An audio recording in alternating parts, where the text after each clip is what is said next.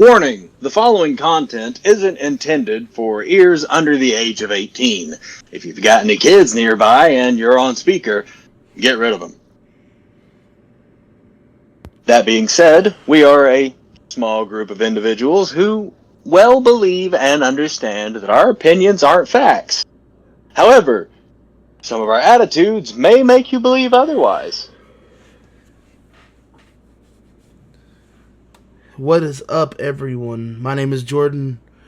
We are Far Side of the Pod. We got Ridge. We got Mikey. I've not done the intro in so long, I thought I was rusty. And we got Caleb. And like I said, we are Far Side of the Pod. This is our first episode I think we've had with all four of us on in a couple weeks, so we're pretty stoked about that. Month or so. Yeah, it's been life is a bitch. Life gets in the way sometimes, man. But you know, Oh, we're all still here. That's all that matters. Mm-hmm. So, Don't you know I'm still standing? better than you ever did. Looking like a true survivor. Yeah. All right, so on to the first topic of the week. We're just going to catch up on what's happened with wrestling over the last few weeks. The last thing we saw at Elimination Chamber, what we talked about. We talked about Cena turning heel. And ever since then, he's dropped some pretty nasty promos, if I say so myself. I mean, I don't know if y'all been keeping up. I know Caleb has, and I'm sure, Ridge, you have, but the promos that he's been cutting have been gnarly, man. There's been some great shit. Yeah, it's been fun listening to him actually play this out, but at the same time, the way he does it does kind of make him sound a little whiny. I could see the reason why, though. See what I mean? The way that not like, yeah, it's not like the way that God, I deserve this and deserve, but the way he's confident, but it also sounds like he's complaining at the same time. I mean, it makes sense why, though, because it does.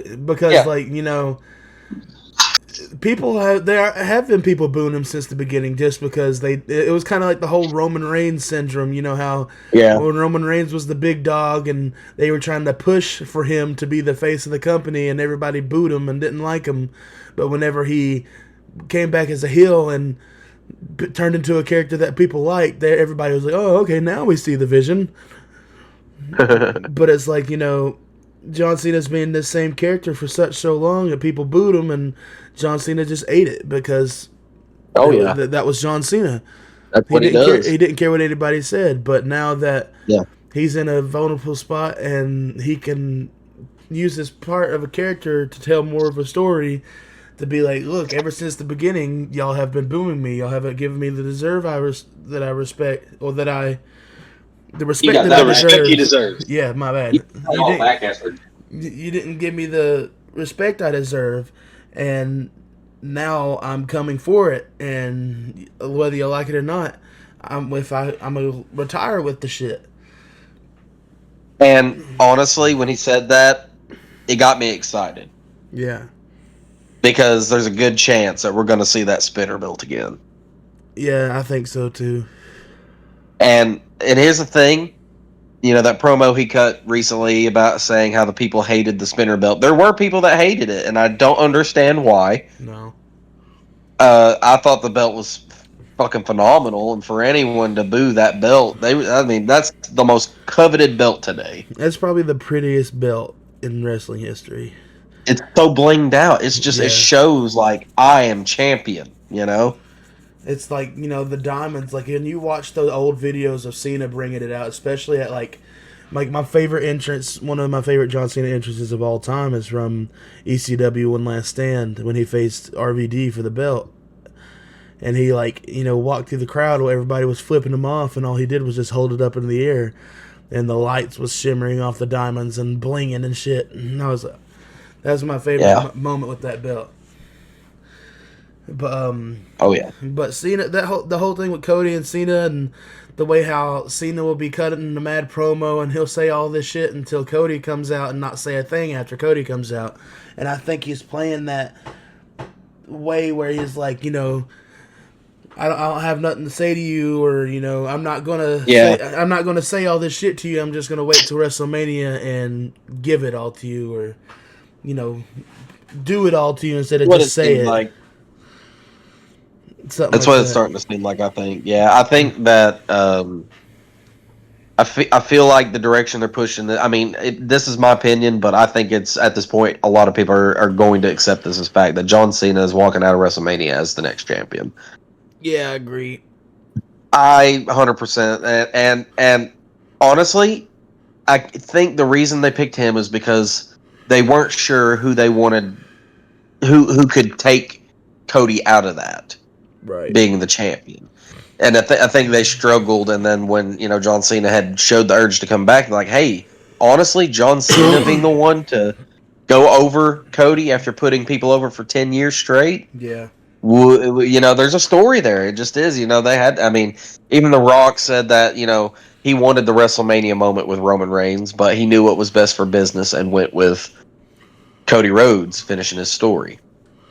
I think. I heard one thing on TikTok, man, that really had me floored. A dude was talking about how he wishes Bray Wyatt was here to see this John Cena story unfold, because Bray Wyatt for years, Bray has been pretty much inside the head of John Cena and telling him, like, you're lying, or you're not revealing your true self, or you're hiding behind the booze or whatever. Like, he's pretty much prophesying of John Cena's heel turn. He just, like, whatever John's realizing is what Bray was saying. And I mean, how cool would it be for them to be able to work Bray into that storyline, like just mentioning him right to John's? I mean, to keep it keeps the spirit of Bray Wyatt in the WWE, and still carried on in a way. Yeah. So and I'm certain that he would be like, absolutely use that. I'm certain of it. He loved WWE so much. He loved it. Ridge, what do you think about the Cena and Rhodes thing going on so far? A couple of things. One, I don't think we're going to get that spinner title. You don't think so? The only reason why I say that is because it's something that we would want. We, the fans. True. We want that back, right? And a lot of you're right. I get that were booing it originally are the older fans that grew up off the traditional belt, right? And now we get a new generation that's watching him that grew up buying the fuck out of that belt. If I'm not mistaken, it's still for sale in Walmart. Maybe. I don't know. I haven't seen many belts. Belts disappear fast at Walmart. Yes. Let me just say that. Yes. They disappear very fast. I figured somebody would know. But anyway, so it's obviously still a top-selling thing. Oh, yeah. Now, don't get wrong, I'd love to see it. And to be honest, my favorite version of it wasn't even whenever Cena had it. It was whenever Edge had it, because he put the rated R star on it, and that was pretty fucking cool to me. And funnily enough, I hated that design. Yep, but like I said, I don't think that belt's going to be back, just because, like I said, it'd be something that we would want, and he's not doing what we want anymore. That makes sense. Yeah. So, hey, now account for this. Account for Randy Orton. Yeah. Wait a minute. How many times did that dude hold that spinner belt as a heel? I think like twice. Oh, man. As a heel, I think it said he held that belt like 7 times. Well, he had it for a long time. And at least 3 or 4 of those times he was a heel, because he's been the Viper. He's always kind of had that heel about him. Yeah. Oh, okay, but still, I don't think that matters what kind of belt it is at the end of the day, because we're not getting a new song for Cena. We're not getting a new outfit for Cena, because that's what we wanted, and that's what we're not getting what we want out of this. We're getting what he wants to do, and he's going to do whatever at the end of the day. That's one thing. Too. That, like, him saying that whole, like, and he was like, y'all dress like me. I don't dress like you chumps. And he goes, this is my clothes. And he goes, that's my voice on my song. And now your time is up and my time is now. And like, he killed that shit. And the other thing to tie into that too is this is the first time that slightly, to me, the "You People" promo actually works for a heel. Yeah. It doesn't always work at all. And like I said, it kind of works, but at the same time, it's like, man, I've heard heels use this term so fucking much, it almost kills it now. But he makes it work, so good on him. Yeah. Mikey, what do you think about Cena's heel run so far? I can't believe John Cena broke up with me, dog. I can't. I loved him for years, bro. That's what I get. I can't believe he broke up with me. No, on the real though, I think it's really cool. I had to make the joke because I personally find it hilarious. But I don't know. I see in every promo he's cut and everything he said thus far. Like, I've seen genius. Like, everything he said has made sense to me.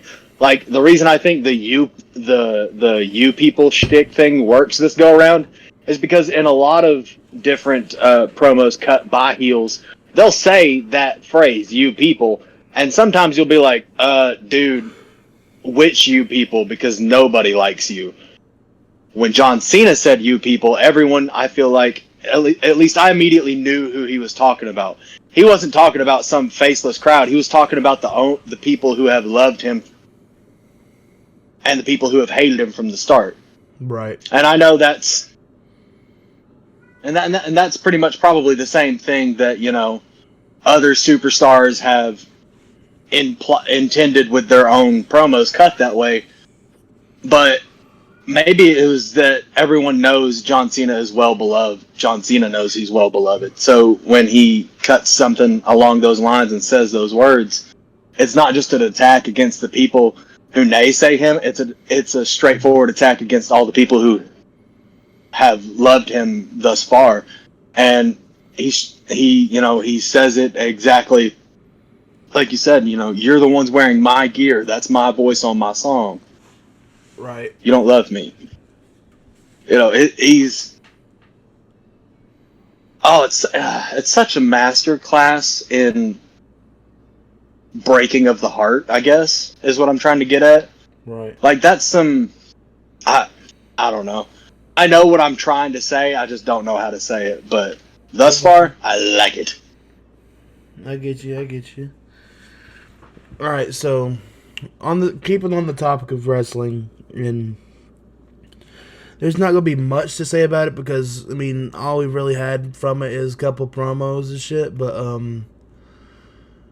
the real question about it is, with the whole CM Punk versus Seth Rollins versus Roman Reigns match happening, how do y'all feel with that taking place as the night one main event over Jey Uso versus Gunther, when you're supposed to get a main event guaranteed from winning the Royal Rumble? Is this an open floor? Yeah. Okay, so I'll jump on this real quick then. Well, first off, I don't think winning the Royal Rumble should automatically mean that you're guaranteed that. Take a look back to whenever Rey Mysterio won. He didn't get that main event title or main event scene neither. He got the title, but he didn't get the main event for it. You're right. Okay. So, and also, this is one of those matches that with Jay and Gunther, it's ran its course already. And to be quite frank, even though my gut's telling me that Jay's going to win, I kind of wish that Gunther would win, because it'll be the bigger swerve that no one really sees coming from it. Right. Because we're all already in this mindset, okay, we know the outcome to that match, so let's move on. Right. So if you change it up a little bit, or if you have a DQ for it, or give us something completely out of left field with it, adds in somebody that you're not expecting to cause a disqualification or something. Right. So that way it can. I know it builds it longer. It'll either build it longer or it will get it gone. It'll get rid of that completely, and that feud will end. Yeah. But so to me, I'm not mad at that not having the main event scene, because also it's about damn time we get CM Punk in the main event. Yeah, I'm not even mad that there's not a title there, and for it to be him versus in a triple threat, fuck yeah. Especially against two of the greatest wrestlers of this generation. Yeah, that's what I was gonna say. Literally. So Yeah. I think the match will be great, and I think as long as Jay gets his WrestleMania moment, I'll be all right with him not getting the main event. Because as long as he gets his moment, that's what matters, right? I just hope it's not the opener, I hope it's not like the first match of the night. I wouldn't be mad if it was, though. Just to get it out of the way, because everybody's tired of it. It's just, I just don't want it to give me like I don't know if you ever watched the Sheamus versus Daniel Bryan match from WrestleMania 28, where literally the match had, like, the bell rung, Sheamus brogue kicked, Daniel Bryan pinned him 1, 2, 3. And that was it. And that was the first match of the night, and it was like, bruh. But yeah, that's my thought on it. I'm excited to see CM Punk have his main event match, though. That's what matters, I guess. You're up. All right, so on to the next topic of the night. Hold on, real quick. Can we just talk about something completely random that still has to do with wrestling? Sure. Okay, y'all saw where the news broke that Paige is leaving AEW and has parted ways, right? Yeah. Yep. When do you think that she's coming back?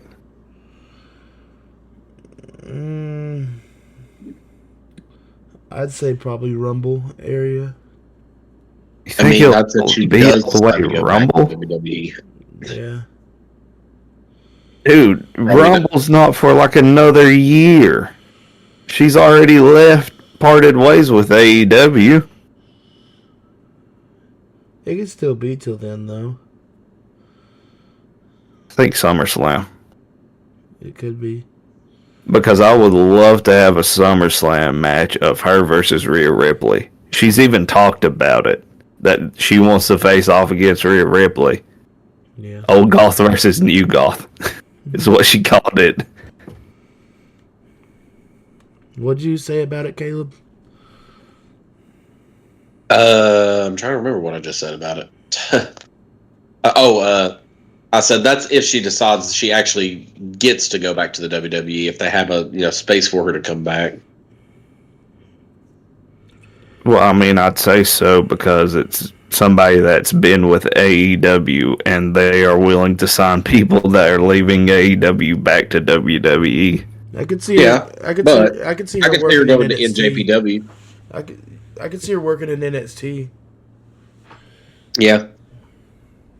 Yeah. I don't know. I just want to push that Rhea Ripley versus Paige match. I want to see that too. But yeah, I think she's got some good matches up on the main roster that she could get involved with. Yeah. All right, so on to the next segment of the podcast today. So it was just announced the other day that on March 26th, 2027, we are finally getting the live-action Legend of Zelda movie. Huzzah! Finally. As if we didn't wait long enough. Now we got to wait 2 more friggin' years. Man, I remember back when we were kids, Caleb, and they had that fake movie trailer called the IGN one. Yeah, the Hero of Time, or whatever it was called. Oh my god, dude! After watching that, I said, "All right, so where's the movie?" Man, I remember we were so hyped and it never came. We were like, "What the fuck?" We were like, "What the fuck?" And then we realized, man, It says April 1st. We're stupid. Yeah, we felt completely dumb. Man, this is something that I've been waiting for my whole life. I just hope they do it right, especially with it being live action. As long as they don't pick Tom Holland to play Link. Like, for God's sake, if you pick Tom Holland and Zendaya, I will not watch the fucking movie. I'm sorry. They're good in other movies, but if you cast it, I swear, if you cast them, who do you think, then you're going to lose a lot of support. Who do you think should play Zelda? Honestly,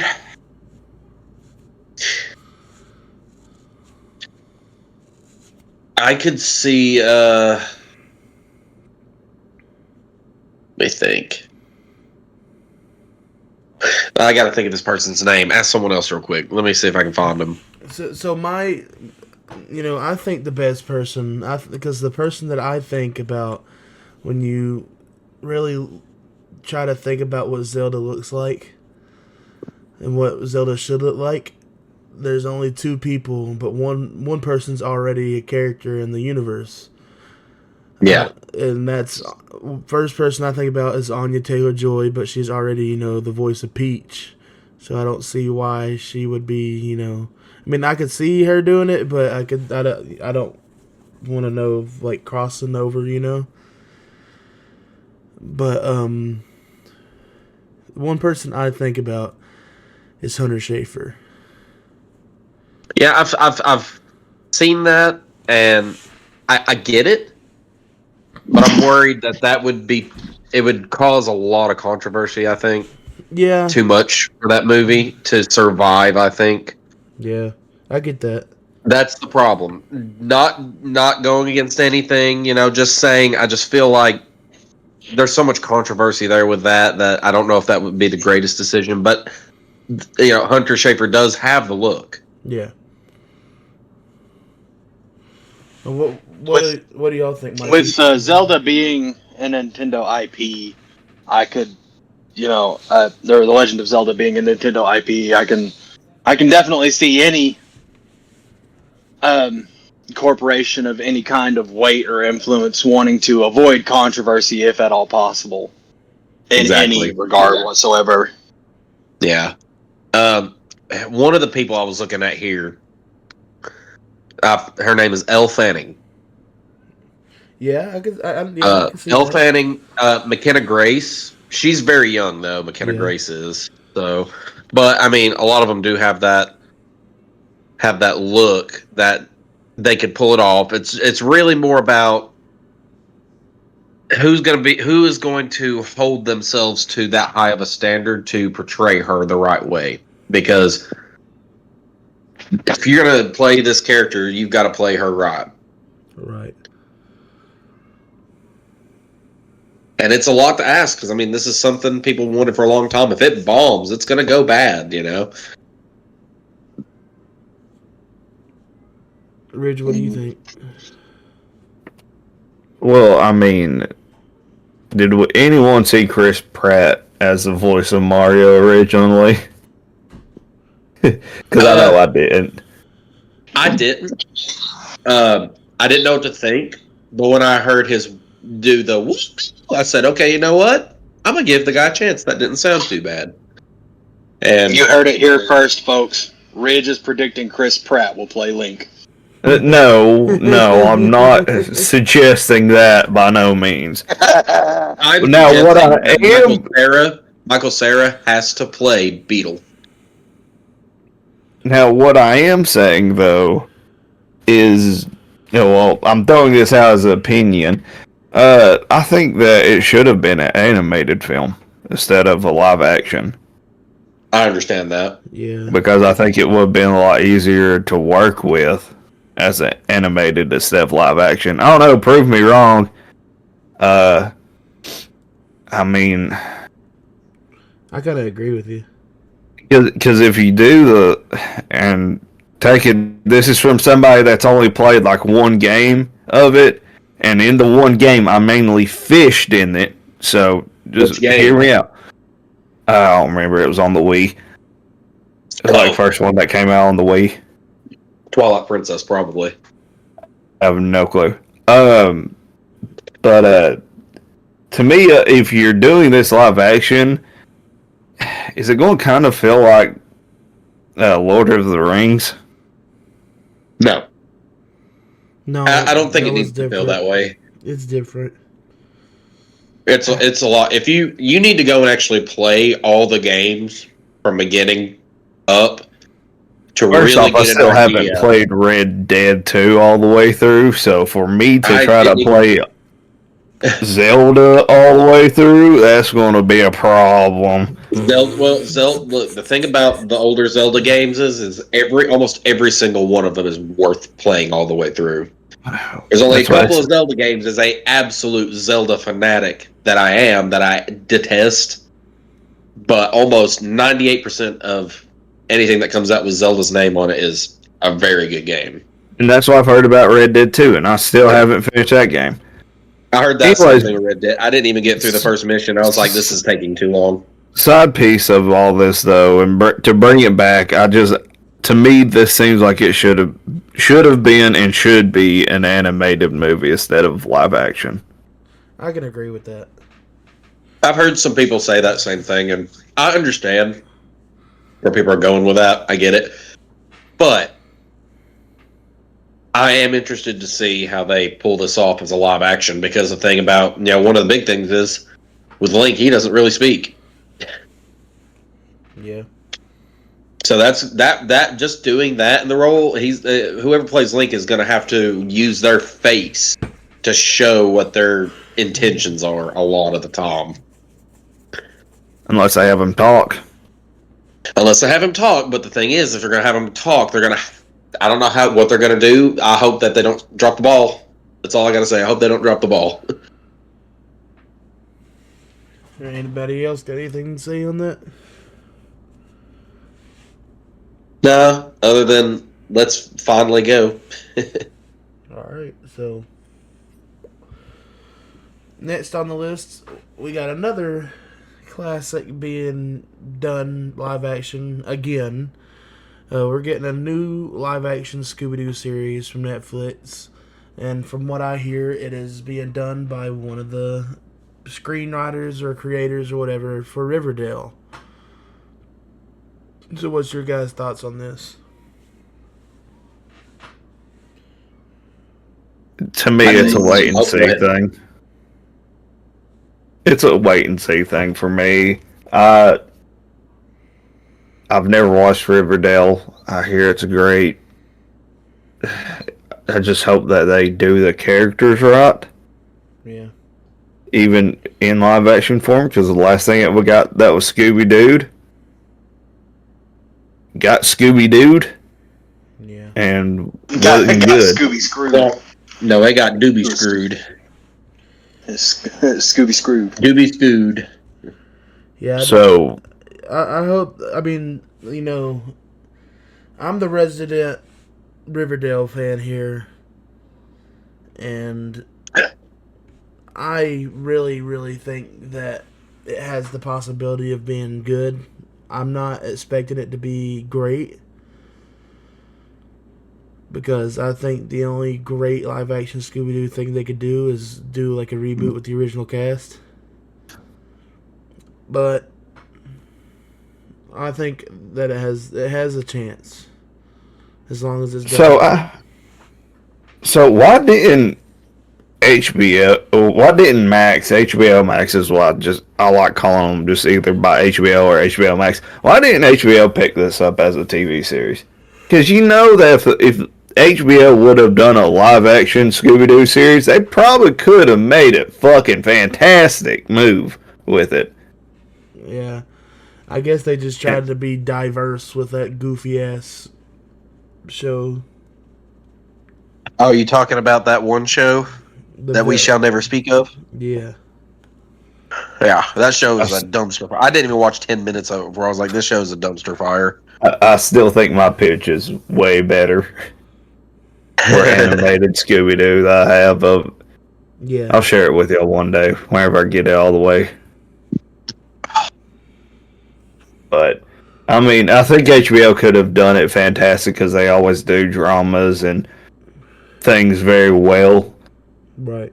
But maybe it is the fact, though, that they just had the one show come out and they was like, ooh, this did not do well with us. Maybe we should let it be a Warner Brother picture, but done by someone else. Yeah. And then they hand it off to Netflix to deal with. I don't know. We'll see. It's one of those, like I said, it's a wait and see game for me. Mikey, what do you think about it? Well, I'd be lying if I said I wasn't nervous, but Ridge is right. There's not much else to do except wait and see. I think I've got high hopes for it, but I don't know. I'm not beyond admitting that I am stuck with the early 2000s Scooby-Doo, and to me, nothing can compare. Right. But that's on me. That's on me. That's not on anybody else or anyone else trying their hand at the genre. I don't think anything can do as good as that movie can. But I also think it's completely. I think it's completely unfair to try and hold something that could be new and good in its own way up to that impossible standard. So, I don't know. Like I said, Ridge is right. We just got to wait and see.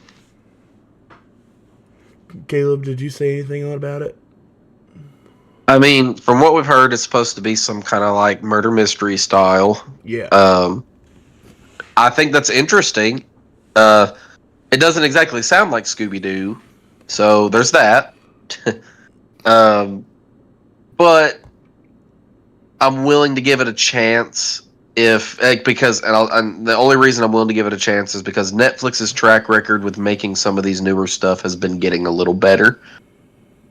Example being the new one, the live action One Piece. That show is awesome. Yeah. They did fantastic with it. That's something you would never have expected to see a live action of done the way they did, and they did it very well. So I feel as long as they can, if they have the same willpower to push something like they did with that, then that Scooby-Doo live action will end up being good. So, but it's like I said, it's like they said, it's a wait and see thing. We'll see more stuff come out eventually about it. Yeah. How much do you think they're going to spend on this? I don't see them doing more than like 10 mil. Listen, Netflix is known for forking over the money unnecessarily. Right. They forked money over to a guy that they wanted to make a show. He told them how much he needed. Like it was a wild million number, right? Without having a pilot or anything ready to go, without script or anything. The dude didn't even spend the money on making the project for him. Instead, he went out and spent money on, like, I think he bought 2 mattresses worth like $6,000 or something. And bought Rolexes and cars. And then went back to Netflix and said, hey, I need some more money for this project. Okay, here's some more. And then also Electric State just came out. And they spent, like $300 on it? Yeah. So they have a reputation of forking money over like crazy. So I think, if I had a wild guess, I see it being closer to like 150 they spend on this thing. I wouldn't be surprised. At the minimal. I'm gonna cap it off at an easy 80 mil. Just because I feel like maybe they've learned a lesson or two. I could see it between y'all's numbers, anywhere between there. Too many zeros. My head hurts. Anything else on this topic? Nah. We'll just have to wait and see. All right. Ridge, you got some rumor has it for us? Fuck yeah, dude. I always got some. It turns out I think I told you wrong. I think I end up having like 4 I can throw into this, so let me get these 13s, alright? Alright, first one we got. Rumor has it Colin Farrell is now the one being eyed to play Sergeant Rock. Yeah, I saw that. Thoughts on it? Huh. I mean, I think it's weird. I mean, I know that the Batman universe is technically Elseworld stuff, but it's just weird that he'd be playing a different DC universe character. That's the way I feel about it. Yeah, I get that, but it's like having Josh Brolin play different characters in MCU. Right. You know, but to me, they didn't overplay Josh Brolin. You know, they didn't overplay him. They utilized him the right way. So if DC can do that for once with Warner Brothers, oh my God. Mikey, any thoughts?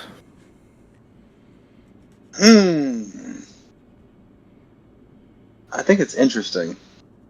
Not entirely sure how to feel about it. That's not really one of the biggest fandoms I'm in. I just hope, that it was a good decision, mostly, and that no one is entirely disappointed, and that it becomes something that maybe I will be good enough that I can get into. Yeah.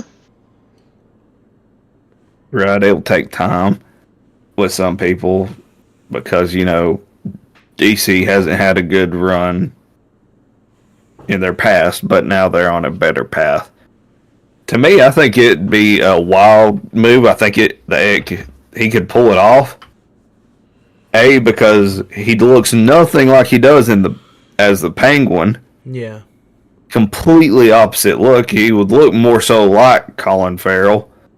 And to me, whenever I think of somebody that can play a character that's supposed to be set in the world, or the DCU's version of Inglourious, I see him pulling that role. Inglourious Bastards. Sorry, on my thing, you kind of like glitched when you said Inglourious Bastards. So.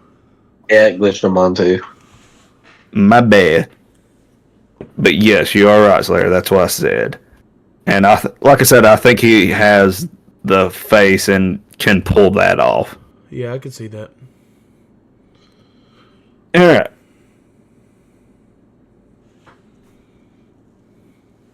Daredevil season 2, I believe, has started filming already, guys.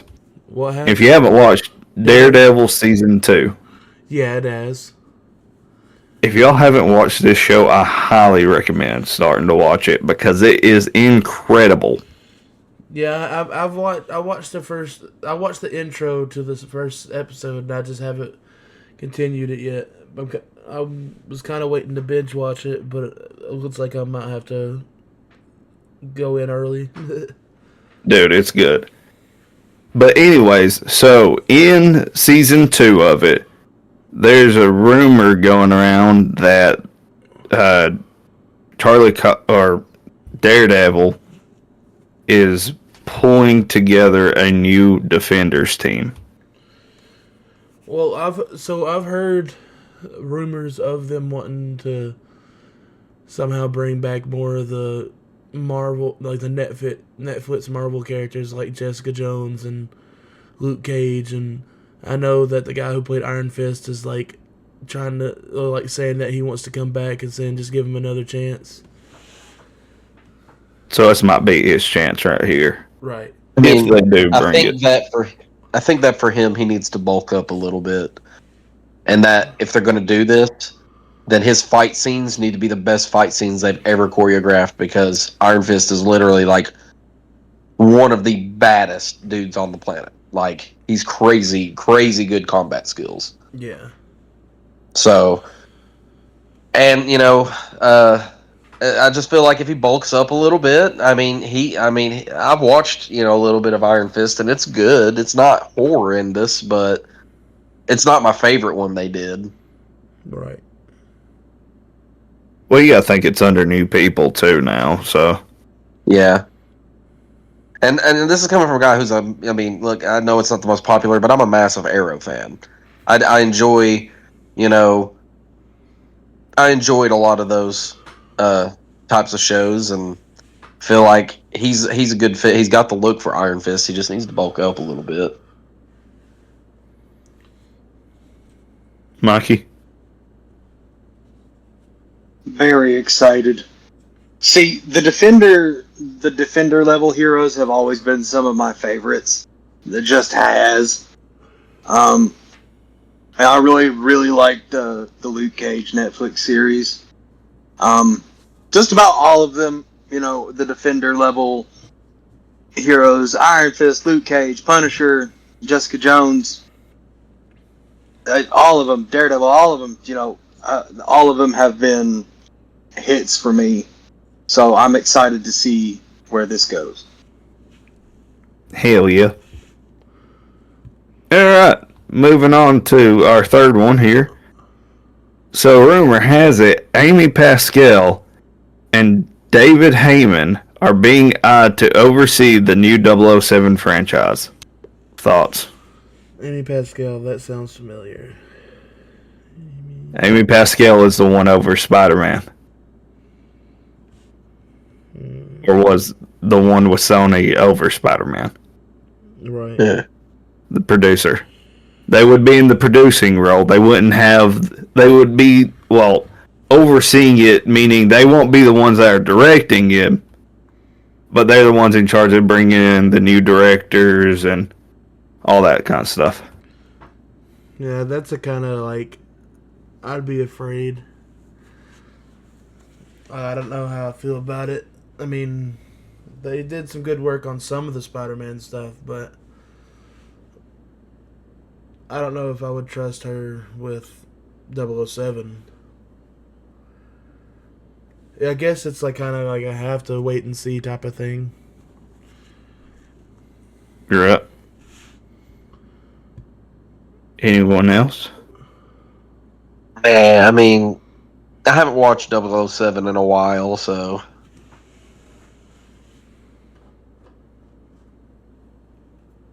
I can't say I've really got a big opinion on this. I've never really been a huge... I like James Bond, but the most 007 thing I have ever done was play GoldenEye, dog.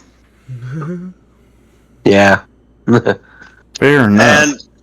And to that end, I don't feel like it would be fair for me to turn my nose up at names I don't fully recognize and say they're not good enough for 007.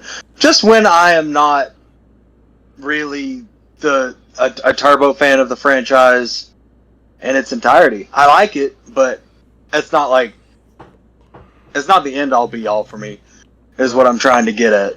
I like it, but who knows? Maybe they'll do good with it. I mean, the Spider-Man movies have been impressive. That's why I said it's a more wait and see with me. Because it could be good, but who knows?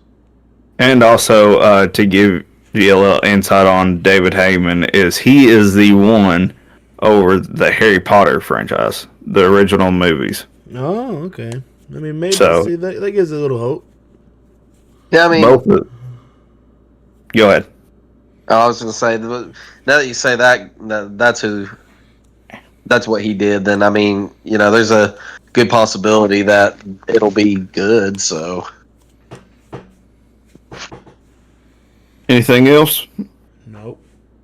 Alrighty, so this last rumor has it is the first time in a long time, too, by the way, it feels like, other than here shortly, whenever we get into it at the end, that we're going to be talking a little bit about horror, and that is, rumor has it, Glenn Powell is eyed to star and produce in the new Texas Chainsaw Massacre reboot. Yes, I did see that. Yeah. Really? Thoughts about it, guys? So that's interesting. I didn't hear about that, actually. So my thoughts on this is I've tried to think about what kind of character he could be. Of course, he could be like the the boyfriend of the main character, or he could be the main character, or something like that. But it kind of takes me back. Well, the thing about it, kind of going back, it was Texas Chainsaw: The Next Generation. Matthew McConaughey was one of the family members in like the Sawyer family or whatever, so it could be that kind of role too.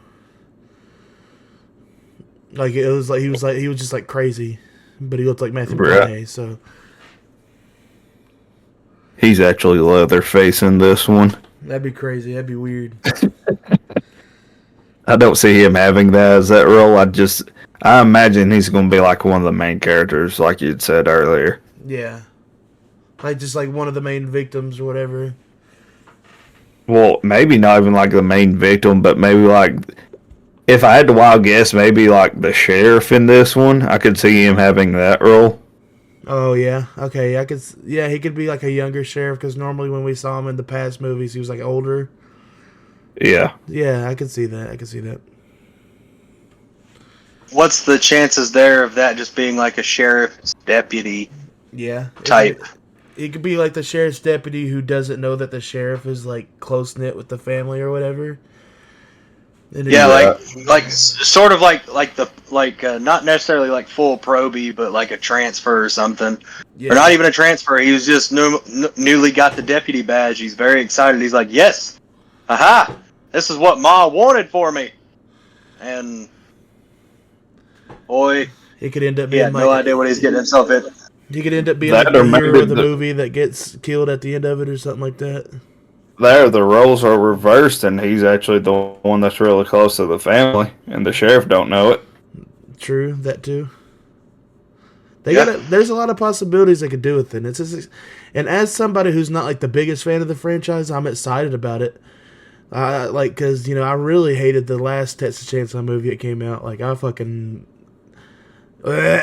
hate that movie, bro. You hate it that bad? Dude, the ending of that movie made me want to punch a hole through the universe. I thought the ending was kind of funny. It was funny, but it was like, you serious, dog? Like, it made me laugh. It fits in for the new age shit. So, I've never been the biggest fan of the franchise in the first place. There's only a few Texas Chainsaw movies I like. Like I like the remake, like to the 2003 Texas Chainsaw movie. I think that's the best Texas Chainsaw movie ever made. Then I like the 3D one. Yep. And the original one is iconic, but I think the 2003 one's the best one. To me, that's like if I watch any of them, that'd be the one. That's one of my favorite slashers. Between that and Chucky, I think those are like two of my top slashers. Oh yeah, I mean the idea of Texas Chainsaw, like I love it. I just don't think the movies have like besides the 2003 one have really captivated me. Well, movie wise too, I like all the movies for the most part. Right. I mean they're good in their own right. It's just not my thing. Yeah. Caleb, any thoughts? I mean, I'm not the biggest Texas Chainsaw fan. I like it. It's okay. I think that it'd be interesting to see what they have Glenn Powell do. I mean, there's a lot of possibilities for him to do stuff. So, I mean, I just, as long as they do it right and they don't screw it up like the last movie they did, it's really all that matters, because I only watched like little bits of that movie, and I just didn't really get into it, and I saw all the hate on the internet for that movie, and I was like, yeah, I didn't really care for it. So hopefully what I'm hoping out of this is that they can take this this idea of this character and make him interesting again, Yeah. Make him in a relevant light. Put it, they've got to, if they want to take this movie and do it and have the possibility to do more, maybe they're going to have to up the ante with it. I'm trying to figure out who has the Texas Chainsaw Massacre now. I don't have any idea who owns it now. Like the franchise? Yeah, who's on it now? Because it was with Netflix for like a year, and they wanted to they wanted to do more with it, but the contract ran out and they never put back in for it, so it went back up to grabs. The rights to Texas Chainsaw Massacre franchise have reverted to Exerbia Films, which is partially owned by co-writer Kim Hinkle, and are now back on the market. What I'm getting. Yeah, that's what I see too. Yeah. So it's not... It's one of the original writers, you know? So it's not technically in any... Right, yeah, it's its own... It's like... It's studio right now. It's pretty much... It's out for anybody to grab, technically. Yeah, okay, so who should grab it? It's reverted back to them. They own it. It's just up to them whether or not they want to sell it for a price. Honestly, and stick with me, I think it'd be cool if A24 did Texas Chainsaw. Oh, yeah, actually, you know, I like that idea. Because, like, to give it the more...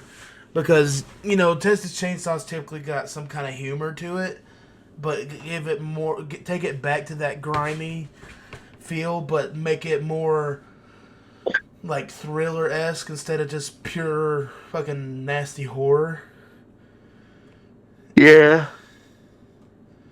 I think adding the maniacal shit of the family and how A24 can fuck with that mind-bending shit can, like, make it feel. And also we've seen them do some kind of, you know, gore-esque. Well, like, think about, like, the style of, like, Ets too. Like something like Ty West can do, like, something in that realm. I don't want it to be over, because this is my problem with a lot of franchises like Texas Chainsaw and Friday the 13th, is like, I just don't want it to be like a... You remember, like, how in 2010 in the early 2000s, every time there was, like, a horror reboot, there was, like, a lot of sets in it? Like, yeah. I just don't want it to be like that. Like, that's as long as whoever does it keeps... I mean, if there's, like, one in it that makes sense, that, like just to give it that old school vibe, I can understand that. But, like how in the 2009 Friday the 13th movie, how there's so much sex in that movie and it's so over the top. I just hope they don't try to pull that shit, because that kind of stuff in horror movies just kind of fucks me up sometimes.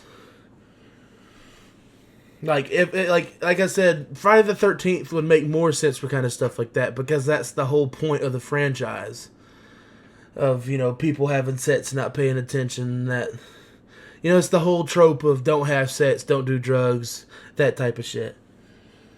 But I just don't think we need that kind of stuff in Texas Chainsaw, and I've seen them try to implicate it, and I don't think they did in the last one, but in, like, the last couple before it, they always tried to put some kind of over-the-top sexual stuff in it, and just don't Rob Zombie it. Like, that's pretty much the best way to put it. Don't Rob Zombie it, because I don't want no racist shit. I don't want no, like, over-the-top redneck type shit. I just want what the Texas Chainsaw franchise should be, and it should be fucking with your head. There should be some gore. There should be a little bit of action, and maybe put a couple funny spots in it just to lighten the mood in spots, but that's it. That's my thought. I have 3 names of people that I would like to see own it. Okay. You have... So, my number 1 pick is Universal. Okay. I would not mind them having it. And then you have Texas Chainsaw Massacre as a HHM property. Yeah. So that'd be kind of cool to have. Yeah, I agree with that. And then my second pick is Apple. Like Apple TV? Yep, have it under Apple TV. Have them be... they'll put it in theaters. Right. And they have really good shit that they've made here lately. right. for as far as or TV series and some movies go. One of the TV shows I think of whenever I think of mindfucking is the new TV series that came out, Severance. Yeah, yeah. That's a big popular TV show that Apple TV's running right now. Yeah. As far as I know, it has the #1 spot over Ted Lasso. I could get behind that. And also, from what I've heard, they want their own IE, Right. one of their own big franchises like that. So I think that's a perfect opportunity for them to get into a good franchise, right? Is in Texas Chainsaw. And then my last pick would have to be A24. Yeah. Yeah, I get you. I can be pretty much cool with any of those. I just have to say my top pick would be A24. Caleb, what do you think? Yep. Yeah, I mean, I agree with you, Jordan. I was gonna say A24 because that, for one, a lot, A24 is getting they're getting a lot of groundwork, done, and Yeah. they've done some pretty good movies. They've done what was that one? The Civil War one they just did that they were doing where there was a civil war in modern day America. I forget what it's called. It was called Civil War. Is that what it was? Yeah, I mean, and it was watch. It's just it's a fantastic movie. It was a good movie. The end of it kind of ruined it for me, but the movie was still. I mean, I get it, but the ending. I think the ending of it was supposed to. It was supposed to do that. I think. Yeah, but I think it was supposed. It was because it's like that's the end result of that fighting. I guess my thought with like why I want A24 to do it is like think of like the type of vibes that like Hereditary and.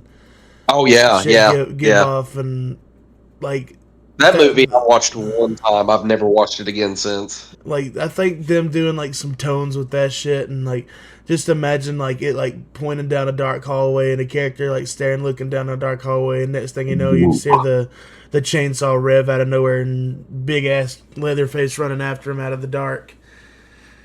Yeah, I feel like.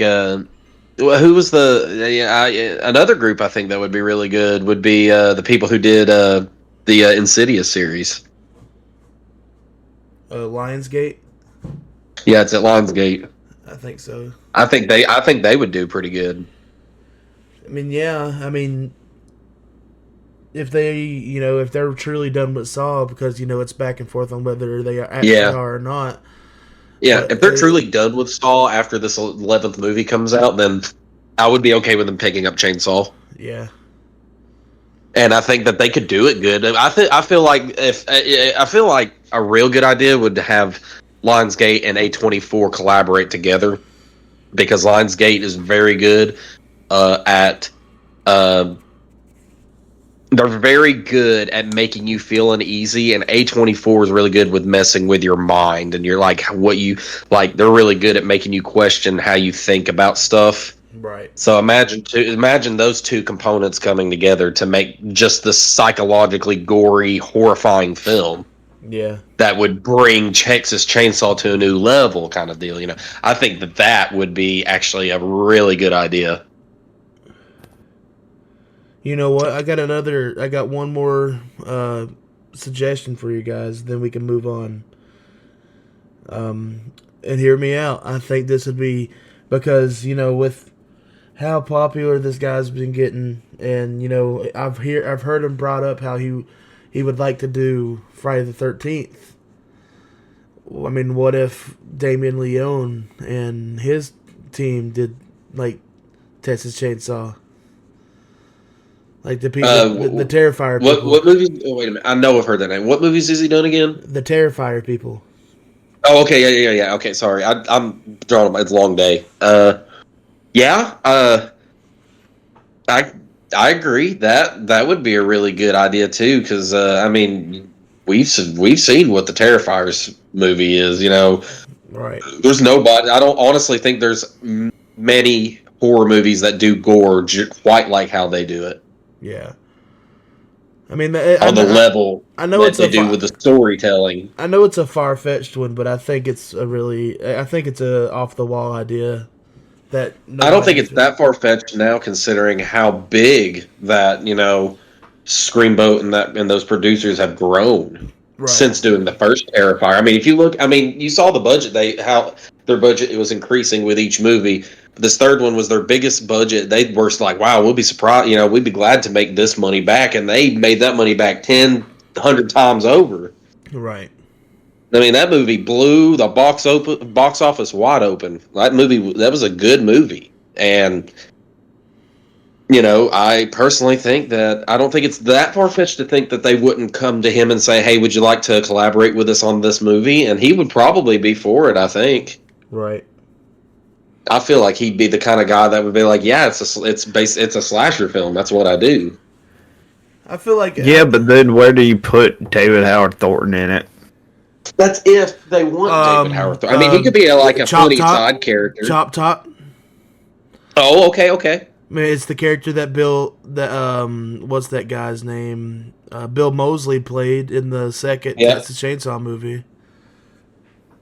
I could see that. I mean, he's like a wild, crazy character, and David Howard Thornton. And he's kind of got the same build. Yeah, he does. So I mean, it wouldn't be too far-fetched to see him as that character. He could definitely be like a member of the Sawyer family in some sorts. Yeah. Oh God, yes, man. I mean, David Howard Thornton's a very versatile actor. Right. He's very good at what he does. He's very good at making you feel very uneasy. Yeah. This is all up to pretty much. It'll end up being up to whatever Glenn Powell decides to. Yeah. If he's going to be one of the producers on this. Mikey, what's your thoughts? Well, if Glenn Powell is smart, he'll listen to this podcast. My thoughts on it are, I'm kind of in the same boat as you, Jordan. I like Texas Chainsaw. It's not my favorite. And I can't say I've got enough knowledge between which studios would do the best to really recommend one. But to that end, I think in terms of horror, there are, and everyone knows this, so I'm probably just preaching to the choir, dear horror fans that have a listen, but there are two kinds of horror. Big scary horror, quiet horror. What I mean by that is horror movies typically you can narrow them down into two sects, which is there is a big scary thing right there that is corporeal, and that we can handle somehow. And then the other one is that thing is out to get us and there's nothing you can do about it. And then you've got psychological and all sorts of different horror. I think the number one thing that's like super interesting to me about Texas Chainsaw is the element of madness in it. Yeah. Like you could have down the you could have both of those the down the rabbit. Oh yeah, absolutely. Obviously the Leatherface himself is crazy, but to be able to dip a toe into that pool of madness, it's not even a lecture or a lesson in how did we get here. It's seeing within the mind of the monster. Right. Like seeing the entire family is off its own rocker, but how? And how scary is it that anyone could get to this point? Yep. That's what fascinates me the most. Is it? I guess the terror factor is like, geez, that is a breath away from reality. Yeah. I mean, even the X-Files had an episode on a family that was kind of like, the same thing. I mean, it is based off a true story. Yeah, it is based off a true story. And you could just completely swerve us all and go down that route of having it even more so based off of the actual guy that they base it off of. Well, I don't for know. Texas Chainsaw. I don't know if they would do that because they're actually, the Monster series that did like the Dahmer and the Menendez brothers. They're literally doing the Ed Gein season coming up, so it got to be clashing with that. Never know. But yeah, that's it on my part. Does anybody got anything else to say on that? Nah. All right, so this is a big part of the episode. So now we are talking about Avengers Doomsday. So the other day, Marvel had a big, long-ass live stream, and over 12 minutes, well, every 12 minutes throughout this live stream, they revealed a different cast member for this movie. So pissed me off. I'm gonna I was watching it too. I'm gonna go through this cast, and I'm gonna say who they are and who they play. So You better take 5 hours because you're gonna say one name every 12 minutes, and then after that, we'll make a shorter clip of it to have at the end of the podcast where you had ran through all the names very quickly. all right. So we got Chris Hemsworth as Thor. We got Vanessa Kirby as Invisible Woman, Sue Storm. Yep. We got Anthony Mackie as Sam Wilson, Captain America. Sebastian Stan as the Winter Soldier, Bucky Barnes. Letitia Wright as Shuri, the Black Panther. We have Ian McKellen back as Magneto. Yeah, I know, right? We got Alan Cumming back as Nightcrawler. Yep. From X 2.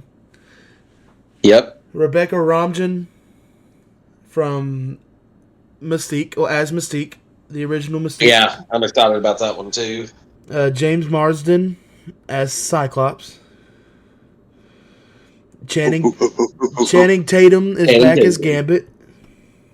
Thank you, God. Patrick Stewart is back as Professor X. Let's go. David Harbour is back as the Red Guardian. Winston Duke is back as M'Baku. Hannah John Kamen is back as Ghost. Tom Hiddleston is back as Loki.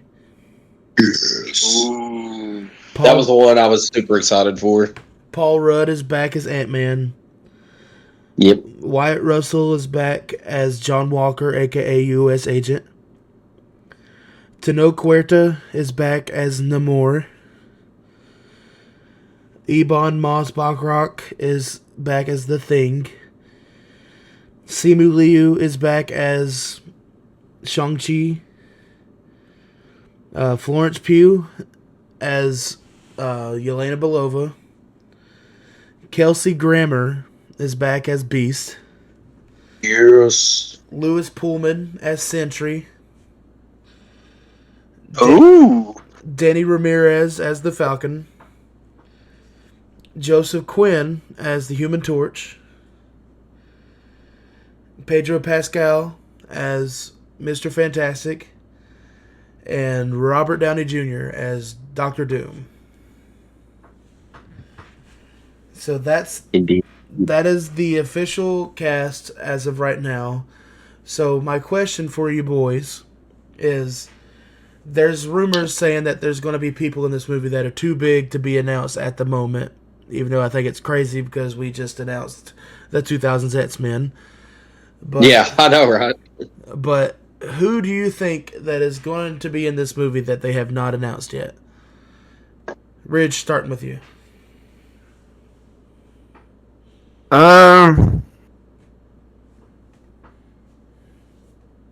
Well, maybe we get Strange back in this movie. Yeah. Benedict Cumberbatch would be a good idea. That's the only one I got right now. I've got some. Because there's 2 other names that I know are popular as all get out. But I think one's going to be held for the post-credit, and the other name won't be in until after his movie, and then into Secret Wars. Right. I know who you're talking about on that one. Yep. That's how I feel about it. And so, let me just go ahead and say the names. You got Elizabeth Olsen. I don't think she's going to come back as Scarlet Witch until the post-credit scene at the very end. Right. Yeah. Because they're going to have to explain how she's magically back. So it's either going to be as our Scarlet Witch or revived, or it's going to be... Right. And then the other one that I'm holding off on is Tom Holland. I think that as it does make sense to have him in here because he is a popular... Spider-Man's a popular hero, and they don't have a lot of big hero names right now. I think that still they should hold off, and I think it'll make sense for them to hold off until after Spider-Man 4 to bring him into the Avengers. I think we should get through his story and whatever happens in Spider-Man 4 that leads into Secret Wars. Right. Those are the names I got. All right, Caleb, what do you think? So I've got 4 different names right now. The first 2 being Ryan Reynolds and Hugh Jackman. I think that is a big, big possibility of one of the reasons why they're waiting. We knew that they wanted to push for them to be in the official MCU, and I think with Gambit from the last movie, remember stepping through that portal, I think he steps into the actual MCU. And I think that somehow Wade and Logan are going to end up getting pulled into that fight. Right. Not like they go looking for it, but they get pulled into it. So there's those 2, right? I was going to say Tom Holland also, like Ridge was wanting to hold off on, but we're not quite sure. So, like I said, there's Ryan Reynolds, there's Hugh Jackman. I also think there's a good possibility that we could see Josh Brolin return as Thanos. Yeah. At the beginning, possibly with Doom. That's another one. The last one that I could think of, or excuse me, I had 5 names. I don't know why I said 4. 5. The other 2, Andrew Garfield possibility, Tobey Maguire possibility. They're very small possibilities, but I think they are possibilities. Right. So that's who I think that they could. That's some of the names I think they could be saving for the big drop. That's probably going to be next year. Well, I see those names as being more so linked to Secret Wars and not Doomsday. Yeah. Possibly. Yeah, I can understand. Because it definitely feels like more so. All right, this is when Secret Wars is whenever you want to have every name that you can think of that you've already had or haven't had, but is technically in your Marvel lineup. That's whenever you throw in Deadpool and Wolverine and the other Spider-Man is in something like Secret Wars, I think. Yeah. Yeah, I agree, but at the same time, we're not really sure where they want to go with this. And Thanos too, because that to me that'd be something you'd want to have Secret Wars being. I'm for Secret Wars. I'm feeling more Galactus. I don't think Galactus is going to be in the movie at all. Yeah, I don't think. No, so I don't either. think he'll be. Yeah, maybe after credit scene, but I don't know. I doubt that. We will. My opinion is we'll get Galactus after the Fantastic Four movie. Galactus is in the Fantastic Four movie. I know, but we'll get him. We'll actually get him in the MCU, like as a big bad against everybody towards the end, like because you know how the comics end. Yeah. So I feel like somewhere down the line, they're gonna pull him out. What phase are we in? Phase 6. Something like that. So I think he's the next. I think he's the next phase, and I think he's the final phase. He's going to be the one that shows up, But the reason I said those names was because I feel like they can fit those people into that movie, It's a question of whether or not it's right to. But they said these are big names that they don't release. So, I mean, there's no telling who it could be. There really is no telling. Mikey, who you got anybody in mind? Everybody has already said anyone I might have guessed. Oh, there is one more. Who's that? Chris Pratt. I was gonna say that. Yeah, I think Star-Lord's gonna be in it. I mean, my only reason. That's a good. Yeah. My only reason behind that is because, I mean, the end of Guardians of the Galaxy 3, it did say that Star-Lord will return. Yeah. So I think, and I just remembered that. That's why I said that. I just remember we talked about that, and I was like, "Wait a minute, we totally did not even think about Chris Pratt." and Star-Lord is now on Earth, so I mean, he could be in it. He could very well be in it now because they didn't say the Guardians would return. Yeah, they only said the legendary Star-Lord. Which is kind of sad. So does anybody else got anything else to say on Avengers Doomsday? I'm excited, but other than that, I don't have anything else to say. Give us God Emperor Doom. Well, I heard that's what the plan is, at least by Secret Wars. Yeah, I really hope so. I want to see that white cloak, and I want to see him rip Thanos' spine and skull out of his body and turn it to dust. That would be cool, but that would be so sick. All right, so next on the list, so it has been announced that Power Rangers is getting a new series on Disney Plus. So a lot of people have got this whole ordeal wrong. A lot of people are trying to say that they thought that Power Rangers completely sold to Disney again, which is not the case. They are still a Hasbro company, but they are going through Disney to produce and put out the product. So it'll be put out on Disney Plus, but it won't be a Disney property, you know what I mean? Right. Kind of like how Doctor Who is going on right now. But it is being said that the series is being done by the guy who did or who is still doing the Percy Jackson series. So they said they want to give it that same tone and same vibe. So give it that seriousness while still keeping it good for the youth. And I think as long as it's done right, and I did hear that it's not a reboot, that it's a remake, like it's like a complete new story. Like it's not going to be the original story redone. So I'm excited to see where that goes. I mean, as long as the suits look cool, as long as they look like Power Ranger suits, as long as the story is good, as long as it makes sense.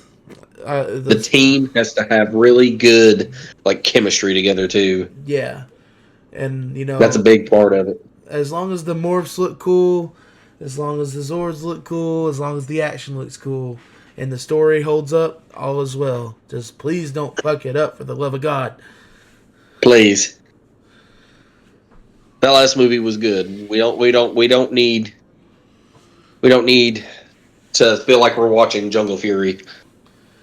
Look, man, Hasbro dropped the ball, and me and Caleb were talking about this yesterday. Hasbro dropped the ball because, man, we could have had a Power Rangers anime, or what they really should have done is Netflix should have done a live action Lord Draken series.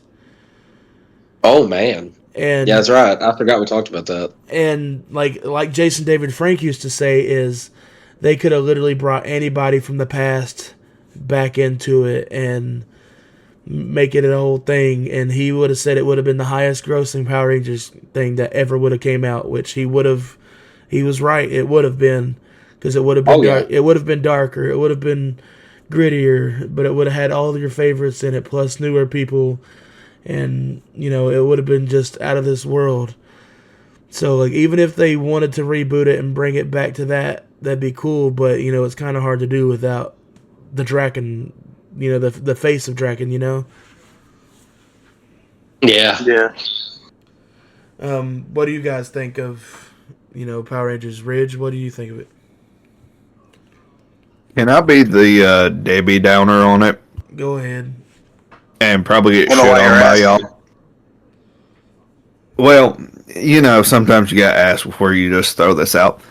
Is this and try to look at it not just from your normal fanatic standpoint of view of Power Rangers. Do you think that this is possibly going to be something that will be dead on arrival, like how Transformers is? Because Transformers has made some good stuff, but the numbers haven't been there for it. Like it's been good movies, but it hasn't translated. It hasn't translated well. Well, my thing is, as long as it's good, like even if it doesn't translate well, and it'll suck if it doesn't, succeed or gets canceled, whatever, however, and all that. But if the new Power Rangers series is anywhere as good as the new Transformers movie as Transformers 1 was, I'll be fucking stoked, dude. Like Transformers 1 was like arguably the best Transformers movie to me, besides Rise of the Beast. So I think is like I said, if it doesn't do well numbers wise, but is still good, like the story is great, the action's great, and it has good emotion in it, I don't care. That's as long as it's good for me. The people, like I'm the only person. I mean, me, Mikey, Caleb, a few of us who, Calvin and all them who are big Power Ranger fans. I just want us to be happy with it. That's all I care about it. Yeah, I mean, you're not going to make every fan happy, but if you're going to do Power Rangers, for the love of God, do it right, because it's one of the few things that has stayed true to who it is and been successful. And I feel like if you're going to change some things, you've just got to make sure you maintain the integrity of what it means to be a Ranger. I think that's a really big thing, and how that's going to play out, whether or not the movie will be good, is how much do they respect the franchise and what it stands for to do it the way it needs to be done. That's one thing I really want them to express, because if how they said that it's going to be around the same tone as how the Percy Jackson series is, so there's a lot of emotion in it. There's great key points of emotion in that story.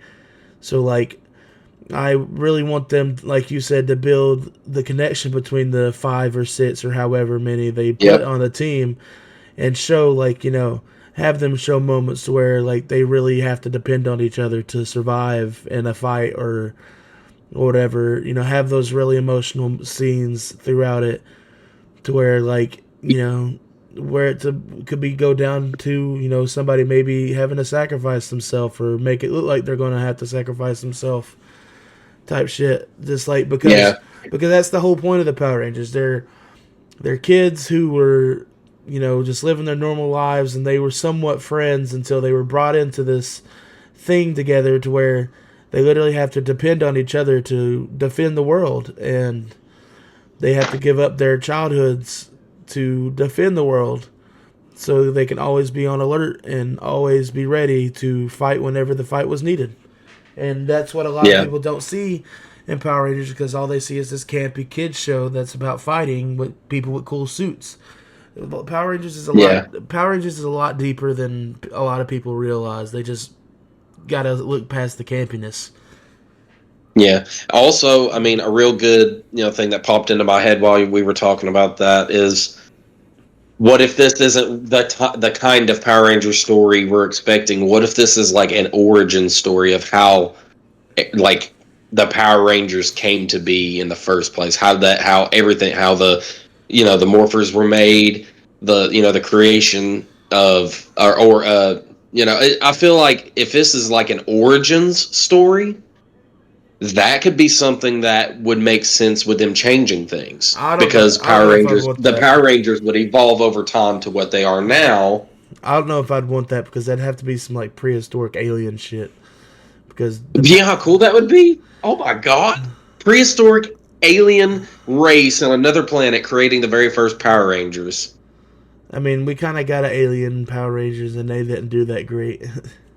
Yeah, but what if this is their chance to do it the right way? how interesting it would be, how much of a redemption that idea would be. I don't know if it'd be the right thing to do, because the thing about Power Rangers is supposed to be about teenagers with attitude. And So what you're telling me is Star Wars. Not entirely, but I was about to say. So you're telling me that a alien teenager can't have problems? Well, I mean, the reason why I automatically threw out Star Wars like that is because it's a property that's sitting underneath the Disney umbrella right now. Right. Yeah. And you're wanting to throw it out into outer space, into alien realm like Star Wars. That ends up involving humans at some point, like Star Wars. Just a little bit different. And maybe possibly better than the newest movies. I just think if they kept it in, like, just stick with the modern times. Pair of 5 kids find some old ass spaceship or some old ass thing, and they hear a story about how these people landed millions of years ago. They get stuck on the planet. Who blah blah blah. They become Power Rangers type shit. Like, keep that same formula, but make it its own story. Like, change it up in your own ways. I understand that. I mean, I think it would be cool to see an Origins movie. But then again, if they don't do it, I'm not going to be disappointed. As long as the movie's good is really what matters to me. All right, so anybody got... Oh, Mikey, you didn't say anything. Say something, brother. I know you're a Power Ranger fan, so... Well, Ridge said, so Star Wars, and I was going to say in the middle of everyone talking, Bailiff whack his pee-pee.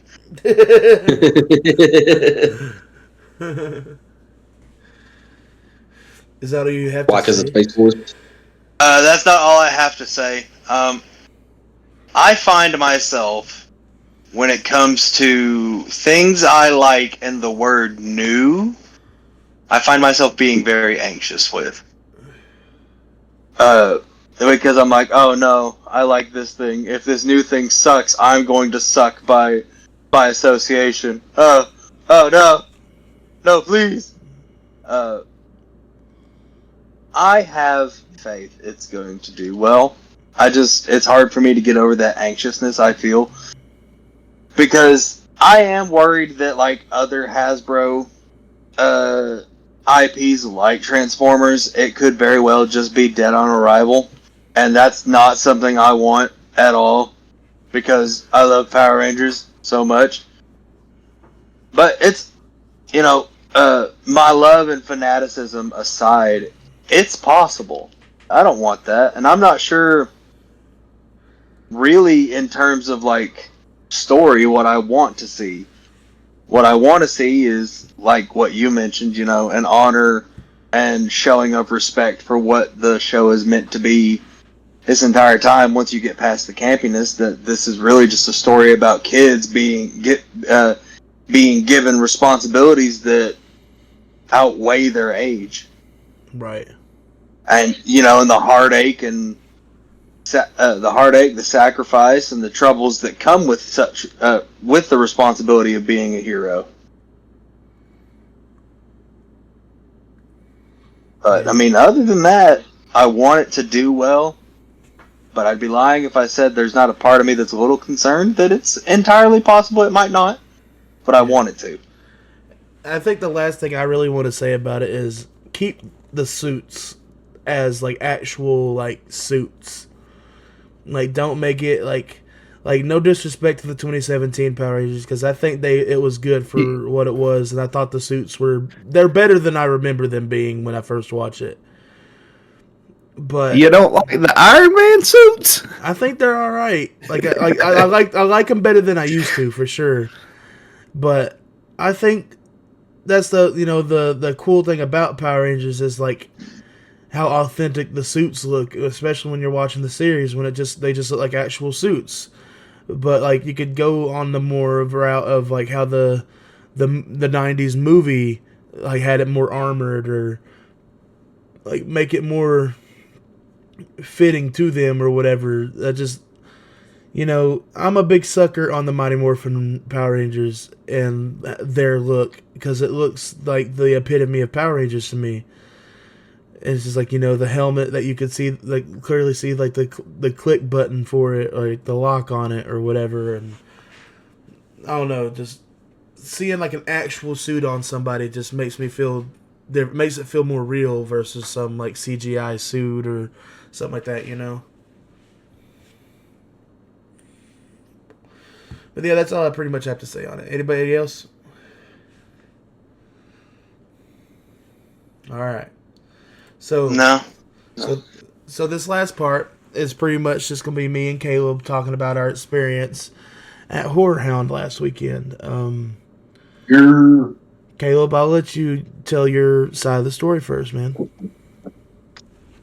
right, man. Well, first off, I want to say big thank you to HorrorHound for having us up there. It was fantastic. Yeah. Enjoyed every minute of that convention. It was awesome. Would have liked to know that the bottom floor was, card only. That would have been great to know. But other than that, the convention was fantastic. So I've never been to Ohio. I've never been to Cincinnati. Any of that. We come in. Our first view of the city is absolutely gorgeous. My second view is less gorgeous, but let's just say that the Bengals aren't exactly my favorite team in the world, and all respect to that team as a Steelers fan. But so we get to the convention, and it's a really long line. There's a lot of people there.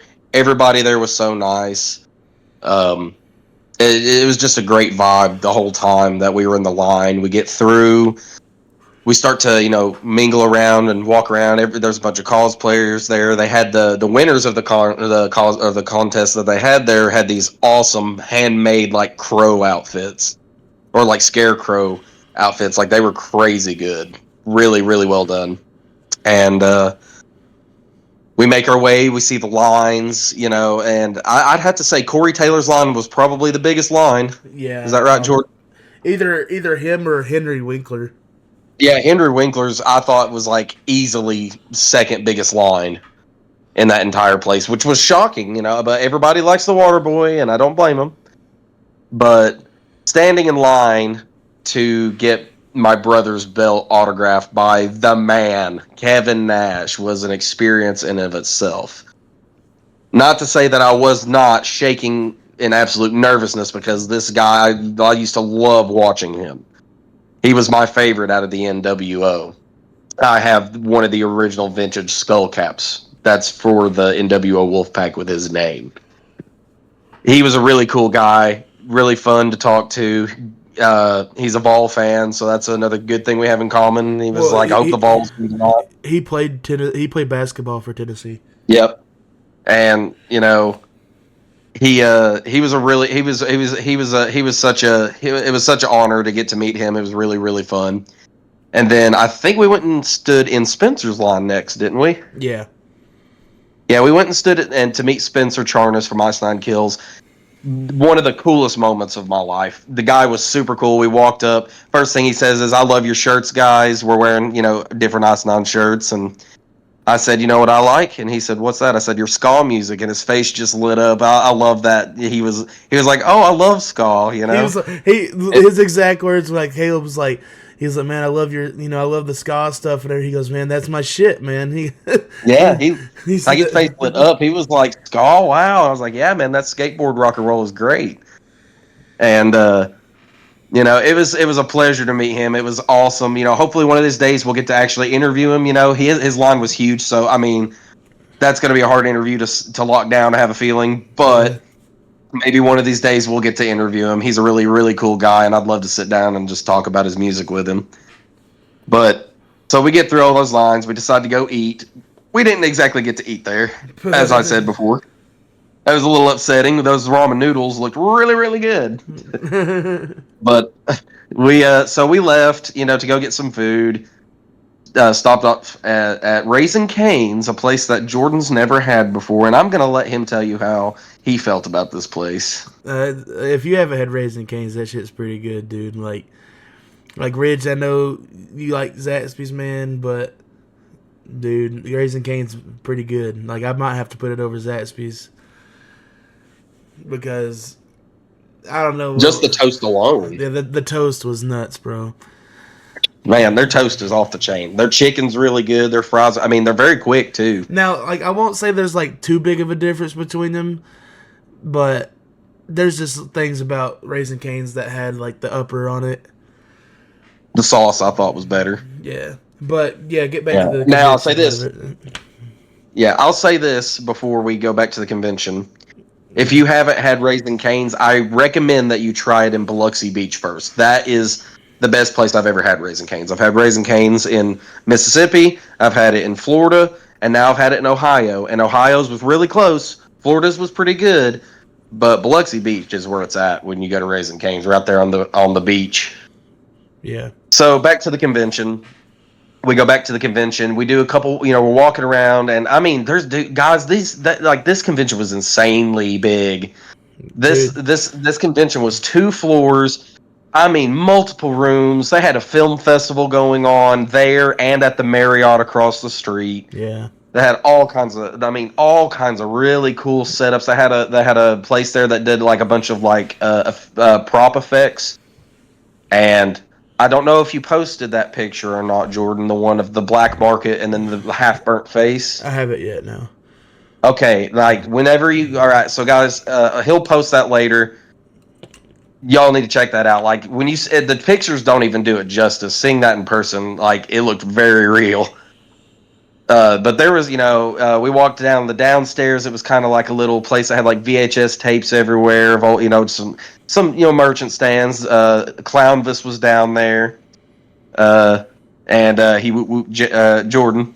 Look, man, I know like ICP fans, the Juggalos are like a very controversial like fan group, but I kind of grew up listening to ICP, so I'm kind of a Juggalo deep down in parts, and so Clownvis is typically an icon in the Juggalo community. So whenever we walked by him, he was not doing anything. So like I didn't even say it loud. I just walked by and I said, "Whoop whoop, Clownvis," like that, and he just goes, "Whoop whoop," and I was just like, "Hell yeah." Yeah, and I mean, that whole downstairs area was really cool. All the merchant stands were awesome. Like, they had a lot of stuff to like look at. There was a lot of really cool things you could buy there. I think I might. And speaking of, that HorrorHound shirt I bought is actually still in your car. Is it? Yeah, I'm trying. I want, and the purpose I'm bringing that up is every convention that I go to now and that we try to go to, I want us to try to at least get one shirt from the actual convention, like that has the convention's name on it. Right. So just so that we have something, eventually one day we might be able to hang them up in our own little, like, when our podcast grows, we might have a big studio to hang some of that stuff up and be like, this is the shirt from this year at this place, and right. It'd just be a really cool thing. But I mean, you mind if I pick? You mind if I pick it up from here? Yeah, go for it. Okay, so after we peruse the convention for a little while, we're looking at, just the cool vendors they had there, man, because they had so many cool things. And me and Caleb got a pair of the Art the Clown glasses, like the sunflower glasses. Didn't have the trees, unfortunately. But me and Caleb was wearing them bitches out of the convention. It was hilarious. But it was great. But after... I remember I was taking...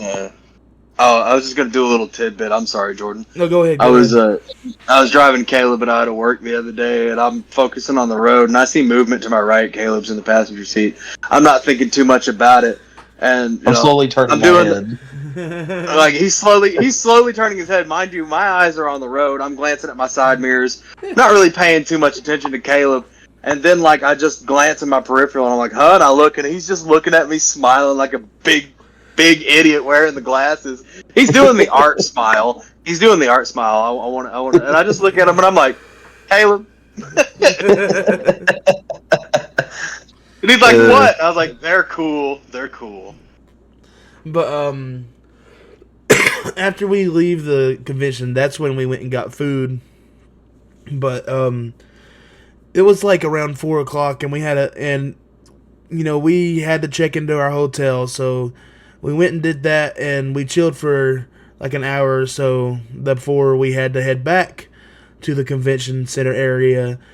And across the street from where they were having the convention at the Delta, they had an after party for the convention where Elliot Fullman, who played Jonathan in Terrifier, did a live set. He does his own music, and he killed it.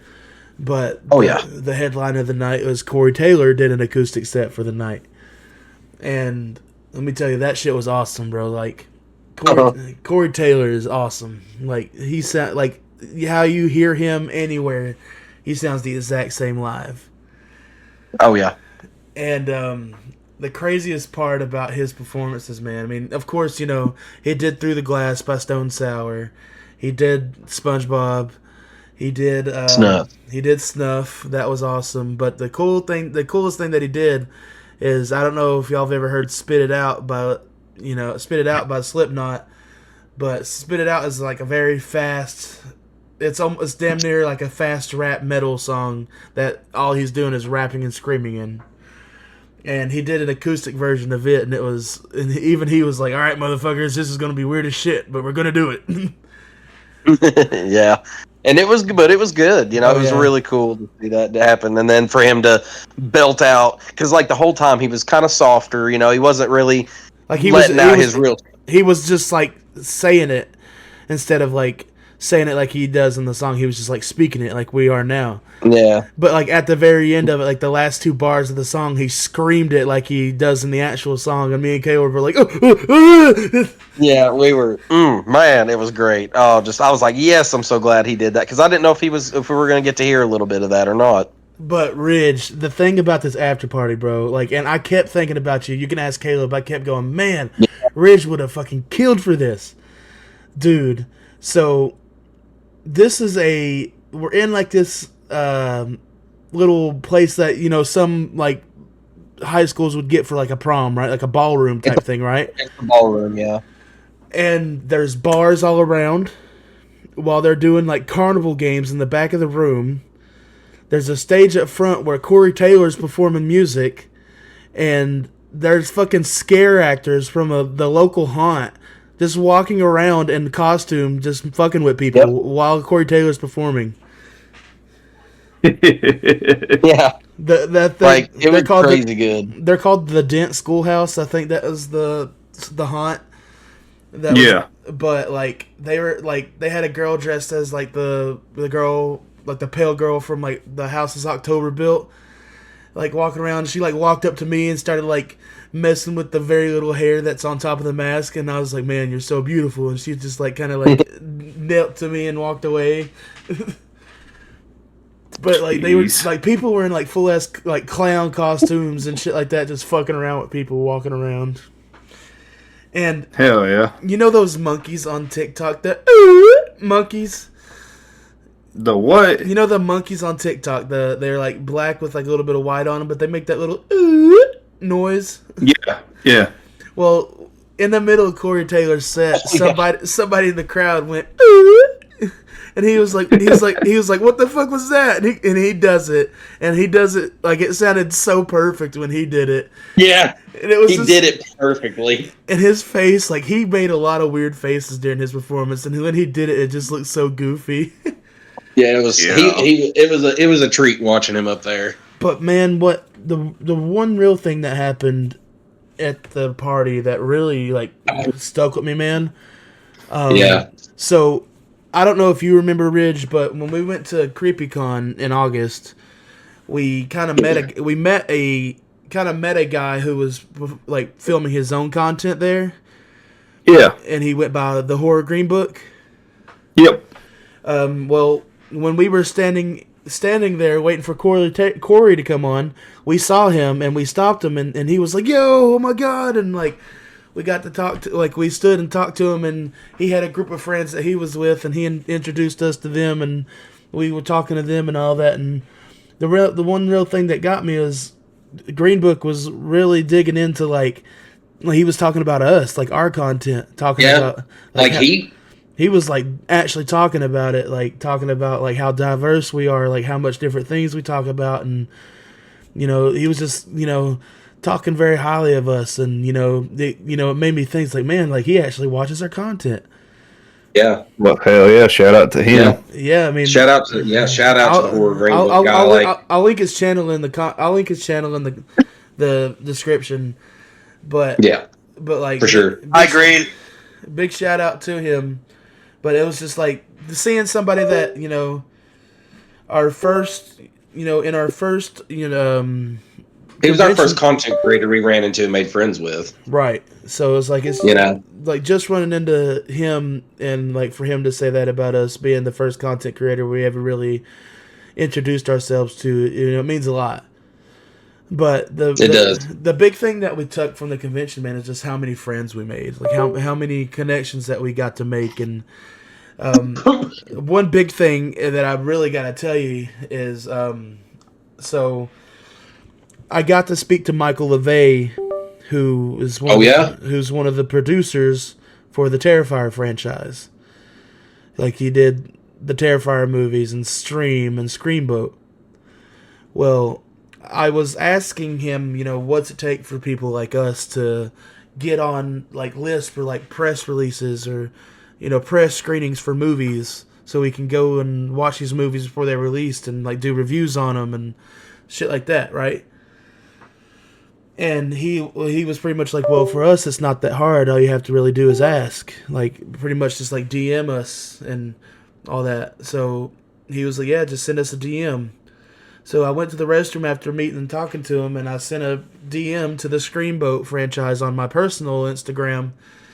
And by the time he got outside to me, where I was standing, by the way. Yeah, it was like not even a minute, bro. I got outside and I sat down and I looked back at my phone, and I got a DM back from the Screamboat Instagram saying, yes, that they would love to collab with us, to send our profile or send our link to our channel. So hell yeah, there's a possibility that we'll be, partnering up, doing a collaboration with the studio who does the Terrifier movies and Screamboat. Which when he came and told me that, y'all, my heart skipped a beat. I was like, oh my god, you got to talk to the guy. And when we were reading the DM, it was just like a great feel. It was like that excitement you feel as a kid, Yeah. It was very humbling, and we were very honored to just have that opportunity to even be in consideration for that kind of thing. And that's the one thing that Michael LeVay said is like they're really big on like helping smaller groups or smaller companies and stuff like that. So they came up small. That's how they came up. They understand what it's like wanting to a passion like this. They understand. So whether it's like us getting free tickets to go watch Screamboat, or us like whenever the movie comes out, maybe have like a video call with an actor or something. Yeah, just something like that. It's cool just to be honored to have an opportunity to be something. And another thing, going back to the Power Rangers thing, I meant to tell y'all is I DM'd a bunch of like movie studios, stuff like that, kind of the same way I did the Screamboat thing, just to try to get our names out there, right? Like Michael Jordan says, you miss 100% of the shots you don't take. So I was just going off the wall. And one of the companies I DM'd was Power Rangers because, knowing the movies and all that coming out. So I'm just trying to put our name out there. And Power Rangers actually did DM us back. And, they said that they wasn't having any collaborations going on at the moment, but they would keep our names in mind for when they do. So at least our name is out there, Yeah. And, that's enough for me. Just knowing the fact that people know that our podcast exists, even if they don't like it, is still something to me. It still means something to us. But there's one more thing from the convention I got to bring up. And, I'm bringing this up because we are potentially going to be, collabing with these guys. After I tell y'all about this, I want to eventually talk about, collabing with these dudes. As me and Caleb was walking out of the convention, we ran into a guy. He goes by Stanley on his channel, but he stops us and he's like, "Hey, are you the guys who interviewed Alexa Blair from Terrifier?" And we was like, "Yeah." By the way, if you haven't checked it out, we interviewed Alexa Blair Robertson from Terrifier 3. She was the shower scene girl from Terrifier 3. Go check it out. I call her the shower scene scream queen. But also, y'all interviewed Tony Revolori from from Spider-Man, Scream 6, you name it, Grand Budapest Hotel. But he came up to us. He was like, he goes, "Are you the guys that just interviewed Alexa Blair?" And we were like, "Yeah." And he goes, "Can I, interview you guys and ask you about your channel and stuff like that?" And we were like, "Sure, why not?" Mind you, it's pouring rain. Yeah, it just started piss pouring rain, but like bad. I looked down in his bag and his bag saying his channel name, and their channel name is Channel 116 or Channel 116. And I asked him, I was like, "Hey man, what's the significance of that number? There's got to be a reason because that's the channel name." And he said that him and his friend, for some reason, that number always had some kind of significance with him. Like it just kept coming up some places, and not a coincidence when it would come up, right? And that it was just it just became sentimental to him. Well, then I showed them my tattoo on my wrist, which is the 116 tattoo. And he freaked out, bro. Like he was like, "Yes, what?" Like he couldn't believe it. He was like, y'all, we were supposed to meet today. And I totally agree with him. It's like when we had that conversation after the end of the conversation, I was like, "Man, this is awesome. Like we totally were meant to meet that guy." And this is, where we got a little more, sentimental and about, being our faith is just like, we, didn't know this guy. We were literally on our way out of the convention, and he stops us to ask us about our podcast.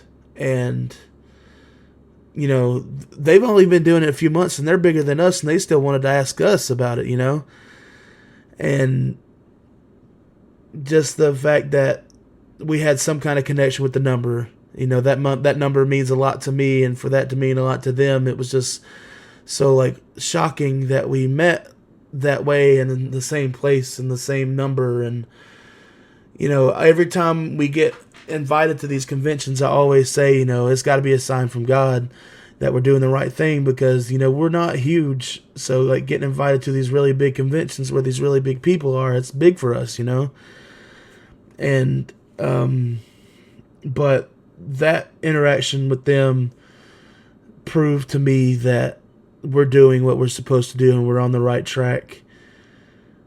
Just the fact that somebody we didn't know came up to us to talk to us, and we had that connection with that number, it just means a lot. So I just want to shout out Channel 116, Stanley, Dante. We haven't really thoroughly met. I met Stanley. We met Stanley. We didn't really get to meet Dante.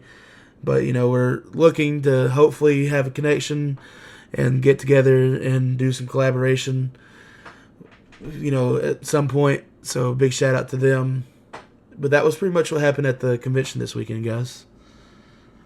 Or this last weekend. Yeah. It was a fantastic experience. Literally the worst experience we had was trying to leave Cincinnati. Yeah, driving was ass leaving, bro. But it was ugh.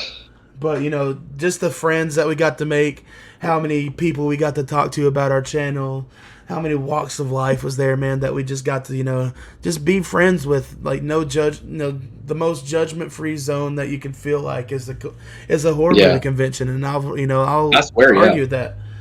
Man, and I told Caleb, if the world was like these horror movie conventions, man, we would have no problems, man. There'd be no wars. There'd be no division. It'd just be everybody be happy. Yeah, now people are always going to find things to fight about, but it was just the whole time we were there, it was just good vibes. Everybody was really cool. Everybody was very friendly.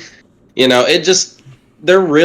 really did not have a bad experience, and it was we got asked by one of the friends we made. Shout out to Czar on Insta. Yeah. Caesar. We met up with him a couple times. Super cool dude, super funny. Just hang out with him for a bit. But like, the connections we made with some of the people up there, it was just like everybody was just so friendly up there. I was not expecting that. I really wasn't. But like for it to be as amazing as it was. This was 100% probably my most favorite convention we went to. I just, if anybody who we met, listened to this episode and made it this far, thank you, and, shout out to you guys and what's up. But, but like I said, just us getting our name out there and meeting people, and it just feels like we're on, like, we've been doing this for a minute. It's not too long since August, but it feels like we're getting somewhere, and I'm enjoying it. So, but that's all I really have to say about it, man. I do have one thing I'd like to point out. Since we start, what day did we start in August again? I can't remember. It was like that first weekend in August. Okay. It was either the first weekend in August or the last weekend of July or something like that. Gotcha. Okay, last weekend of July. Last weekend of July? Just about, because I remember we went to, it was before we went to CreepyCon. Yeah. Okay, so you're right. So I want us to try to plan to do something special for that 1 year anniversary episode. Yeah, for sure. We want, and if anyone out there is listening this far, give us some ideas of what you'd like for our 1 year anniversary. I think it'd be cool for us to do something really special. Throw us some ideas out there. We'll think about some stuff. We'll come up with something special to do, but I feel like since everything has gone as positively as it has for our podcast over this almost year now, that something special for not us, something special for the people that listen, something we could do for the people who've stuck with us for the year and helped us grow. So as Jordan said, big shout out to all the people we made friends with up there at the convention. Shout out to the Horror Green Book guy. We love you, man. Thank you for showing us a good time up there. We really appreciate it. And one more time, thank you, HorrorHound. We may not be able to do the September convention, but if you would have us back next year, we will gladly be there next year with better equipment, because I have better equipment now. We are very grateful for the experience, and we would love to continue having more experiences there. For sure. But next year, we're all going, man. Like me and Caleb described it. Like if we only get 2 passes like we did this time, all 4 of us should still like help the other 2 get their ticket, and like all of us go in on the hotel that's right across the street from it, because it's not that expensive. It's about the same as what we paid for the Baymont there. Yeah. So I like. It's a nice hotel. You definitely got to check it out next year, guys. Like for real. Like it was awesome.